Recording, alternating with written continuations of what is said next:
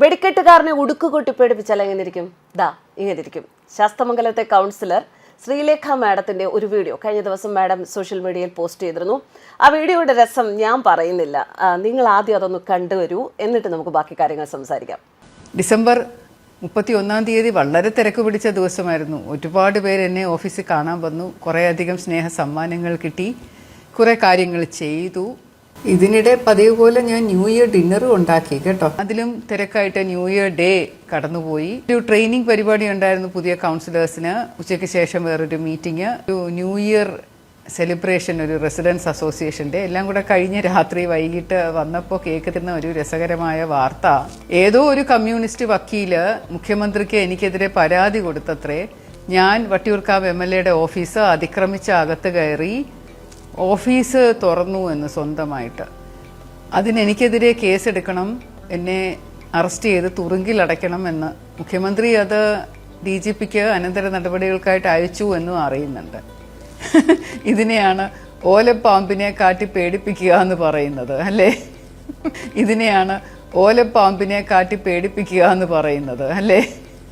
എനിക്കും ആ ഡയലോഗ് തന്നെയാണ് ഇഷ്ടപ്പെട്ടത്. അതായത് ഓലപ്പാമ്പ് കാട്ടി വിരട്ടുക എന്നുള്ളത്. ഈ വാർത്ത കഴിഞ്ഞ ദിവസം കേട്ടപ്പോൾ എൻ്റെ മനസ്സിലും വന്നത് ഇതാണ്. അവർ എത്ര വലിയൊരു പോസ്റ്റിൽ ഔദ്യോഗിക രംഗത്തിരുന്നതാണ്. അവർക്ക് നിയമങ്ങൾ അറിയില്ലേ? അല്ലെങ്കിൽ എങ്ങനെ പറയാൻ സാധിക്കും ശാസ്തമംഗലത്തെ കൗൺസിലർ MLA ഓഫീസ് അതിക്രമിച്ച് കടന്നതാണെന്ന്? അവിടെ നടന്ന പ്രശ്നങ്ങളെല്ലാം നമ്മളെല്ലാവരും കണ്ടതാണ്, നമ്മളെല്ലാവരും മനസ്സിലാക്കിയതാണ്.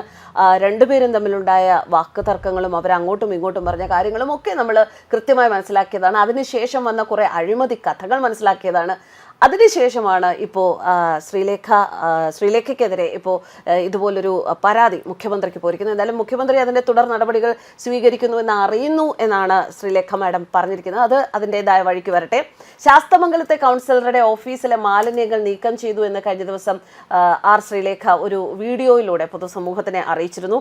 കോർപ്പറേഷൻ അതിവേഗം വൃത്തിയാക്കിയെന്ന് ഫേസ്ബുക്കിൽ വീഡിയോ പങ്കുവച്ചാണ് ശ്രീലേഖ പറഞ്ഞത്. അതിനു മുൻപിലത്തെ ദിവസം ആ കോർപ്പറേഷൻ ബിൽഡിങ്ങിൻ്റെ പരിസരത്തുള്ള മാലിന്യങ്ങൾ ഒരു വീഡിയോയും ശ്രീലേഖ പോസ്റ്റ് ചെയ്തിരുന്നു. ചവറിൻ്റെ പ്രശ്നം പറഞ്ഞിരുന്നു. അത് സൂചിപ്പിച്ചിട്ടാണ് ഈ കഴിഞ്ഞ ദിവസത്തെ വീഡിയോ പറയുന്നത്. 2 ദിവസം മുൻപ് ഞാൻ ചവറിൻ്റെ പ്രശ്നം പറഞ്ഞിരുന്നില്ലേ, എല്ലാം മാറി, ഞാനത് കാണിച്ചു തരാം, എല്ലാം കെട്ടിപ്പെറുക്കി വച്ചിട്ടുണ്ട്. ഈ കുപ്പികളൊക്കെ കഴിഞ്ഞ ദിവസം ആളുകൾ കുടിച്ചിട്ട് കൊണ്ടുവന്നിട്ടതാ, അതെല്ലാം പെറുക്കി ഒരു മൂലയിൽ വെച്ചിട്ടുണ്ട്. എടുത്തു കളയാനുള്ള ചവറുകൾ വണ്ടിയിൽ കയറ്റിയിട്ടുണ്ട്. ഒരു കോർപ്പറേഷൻ ആകുമ്പോൾ ഇങ്ങനെ വേണം പ്രവർത്തിക്കാൻ എന്നാണ് ശ്രീലേഖ പറഞ്ഞത്. എന്തായാലും ഒരു കോർപ്പറേഷൻ ആകുമ്പോൾ എന്ന് മാത്രമല്ല, എല്ലാ കൗൺസിലർമാരും, അത് ഒരു തദ്ദേശ ഭരണ സ്ഥാപനത്തിലുള്ള എല്ലാ കൗൺസിലർമാരും, അവർ മാത്രമല്ല ഒരു ജനാധിപത്യത്തിലുള്ള എല്ലാ ജനപ്രതിനിധികളും പ്രവർത്തിക്കേണ്ട രീതി ഇങ്ങനെ തന്നെയാണ് എന്നാണ് ശ്രീലേഖ IPS കാണിച്ചിരിക്കുന്നത്. ഇങ്ങനെ തന്നെ പോട്ടെ, ഇങ്ങനെ തന്നെ മുന്നോട്ട് പോകട്ടെ. ഇതിനെ മാതൃകയാക്കാൻ മനസ്സുള്ള ഒരുപാട് പേർ മുന്നോട്ട് വരട്ടെ. അങ്ങനെ നമ്മുടെ നഗരവും നാടും ഒക്കെ നന്നാവട്ടെ. ഇതിനു മുൻപ് സുരേഷ് ഗോപി, അദ്ദേഹത്തിൻ്റെ കഥാപാത്രങ്ങളായി സമൂഹത്തിൽ ജീവിക്കുന്നു, അദ്ദേഹം കുറേ കാര്യങ്ങൾ പറയുന്നു എന്നൊക്കെ ഇവിടെ പലതരത്തിലുള്ള വിമർശനങ്ങളുണ്ടായിരുന്നു. എന്നാൽ ഇതിനെ, ഈ ഒരു രീതിയെ, ശ്രീലേഖ അനുവർത്തിക്കുന്ന ആ ഒരു രീതിയെ നമുക്ക് കഥാപാത്രങ്ങൾ എന്ന് പറയാൻ സാധിക്കുകയില്ല. ഔദ്യോഗിക രംഗത്തിരുന്നപ്പോൾ താൻ നന്നാക്കാൻ ശ്രമിച്ചിരുന്ന, അല്ലെങ്കിൽ താൻ നന്നാക്കണമെന്ന് ആഗ്രഹിച്ചിരുന്ന, എങ്ങനെയൊക്കെ ഈ ഒരു സമൂഹം വരണമെന്ന് ആഗ്രഹിച്ചിരുന്ന കാര്യങ്ങൾ നമ്മുടെ സമൂഹത്തിൽ കാണിച്ചു തരികയാണ് ശ്രീലേഖ മാഡം. എന്തായാലും മാഡം മുമ്പോട്ട് പോട്ടെ, നന്നായി പോട്ടെ. മാഡത്തിനൊരു ഹാറ്റ്സ് ഓഫ് ഞങ്ങൾ നൽകുകയാണ്. ന്യൂസ് ഡെസ്ക് കർമ്മ ന്യൂസ്.